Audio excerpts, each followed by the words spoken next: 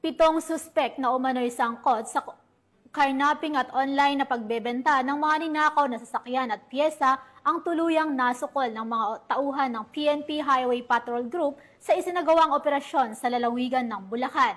Alamin ang detalye mula kay Patroluman Janine Kyle Sorongon.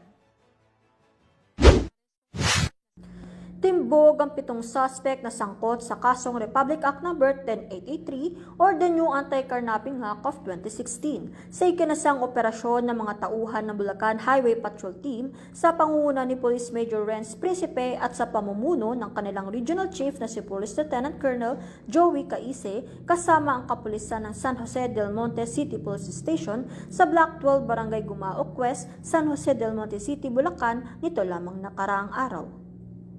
Itong si alias Carlos ay nagrenta ng sasakyan na isang Toyota Fortuner kay Mr. Leesa na kung saan nagkaroon sila ng usapan na rentahan ito ng 4,500 pesos. Pagkatapos ng ilang araw at tinatawagan na ni Mr. Leesa si alias Carlos, ngunit sa kabilang banda ay hindi na ito makontak. Sinuri umano ng may-ari ang GPS na nakakabit sa sasakyan kaso hindi niya na ito malocate. Noong June 28, 2025, dumulog itong si Mr. Leesa sa tanggapan ng HPG Bulacan para i-report na ang kanyang sasakyan na nirentahan ay binibenta na sa marketplace selling parts of Toyota at Fortuner kaya't nagsagawa agad ng aksyon ng HPG na kung saan isang HPG personnel ang nagpanggap na poser buyer at nakipag-transact umano kung saan ipipick up ang mga parte ng sasakyan. Pagdating nga sa lokasyon ng kanilang pinag-usapan ay kumpirmadong ang mga parts ng sasakyan ay tugma sa sasakyan na pagmamay-ari ni Mr. Leesa. Ayon sa papeles na dala-dala ni Mr. Leesa at dito na nagsagawa ng pag-aresto sa 7 suspect. Nakarecover din ng HPG ng 3 pang sasakyan, isang Toyota Camry 199, isang Hyundai Eon at isang Chevrolet Aveo. Binasahan ng mga suspect ng kanilang karapatan sa salitang kanilang nauunawaan at nasuksodiyan na ng Highway Patrol Team Bulacan Detention Facility habang hinihintay ang pagharap namang ito sa korte. Ang mga nasabing sasakyan naman ay dinala din sa himpilan ng HPG Bulacan para sa verifikasyon. Ito naman ang pahayag ni Police Major Renz Principe patungkol sa nasabing operasyon. Una po sa lahat, nagugat po itong operasyon namin dahil na din sa reklamo ng ating complainant na natangayan ng kanyang dalawang pinaparentang sasakyang Montero at Toyota Fortuner.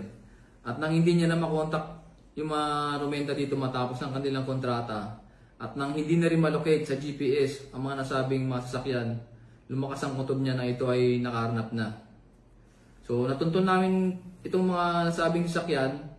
Dahil na din sa kanyang pagkadismaya, nagbakasakali na lang siyang tumingin sa marketplace, sa mga group chat ng benta ng mga sasakyan. At eksakto naman, may katugma na binibenta na kalintulad ng modelo at kulay ng kanyang nawawalang Toyota Fortuner. Kaya minabuti niyang dumulog sa aming opisina at agad naman namin itong inaksyonan at nagkasa ng operasyon laban sa mga sospek. Sa gitna ng aming operasyon, aming aktong naabutan ang mga sospek na nagkakalas ng mga pyesa mula sa isang SUV na kulay puti at mula na din doon sa mga aming na-recover na plaka at chassis. Amin na kumpirma na tugma ito sa ORCR ng nawawalang Toyota Fortuner ng ating complainant. Gayun pa man, ang kanyang Mitsubishi Montero ay chassis na lamang at pira-piraso ang aming na-recover sa karating na junk shop. Malapit din sa pinangyarihan ng krimen. Ang iba pang masakyan na aming na-recover mula sa nasabing lugar ay aming sasailalim pa sa macro-etching at aming pang beberipikahin kung ang mga ito ba ay involved din sa kanilang modus. Kami, ang Guardian of the Highways, ang kakampi nyo sa kalsada na patuloy na magbibigay ng serbisyong HPG.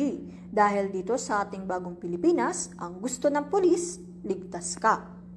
Mula sa tanggapan ng kampinyo sa kalsada at sa pamumuno ng aming buting Direktor, Police Brigadier General Eleazar P. Mata. Ako ang inyong PNN Correspondent, Patroluman Janine Kyle Sorongon para sa Police News Network.